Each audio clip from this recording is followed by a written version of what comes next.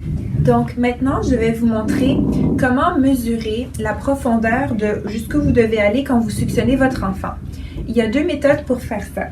La première méthode, c'est de prendre une trachéostomie, donc le tube, et donc toujours s'assurer que vous prenez le même tube que celui que votre enfant a. Par exemple, cet enfant, ce bébé a un Shiley 3.0 néonatal, donc je m'assure que c'est vraiment la même trachéo.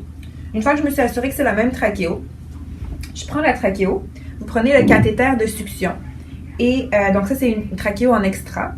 Puis, vous allez mesurer avec la trachéo en extra que vous avez.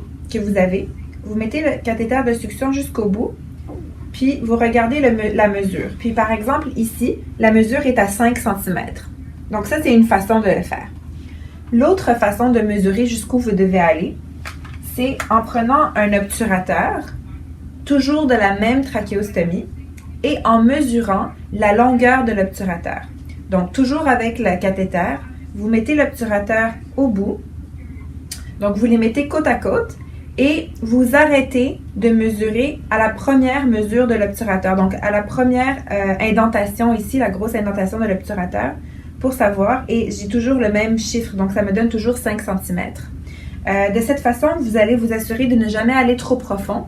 Puis, des fois, il est difficile de se rappeler exactement est-ce que j'allais à 5, est-ce que j'allais à 4. Donc, juste prendre une trachéo en extra, vous remettre ça. Maintenant, vous savez que vous êtes à 5, puis vous suctionnez à 5.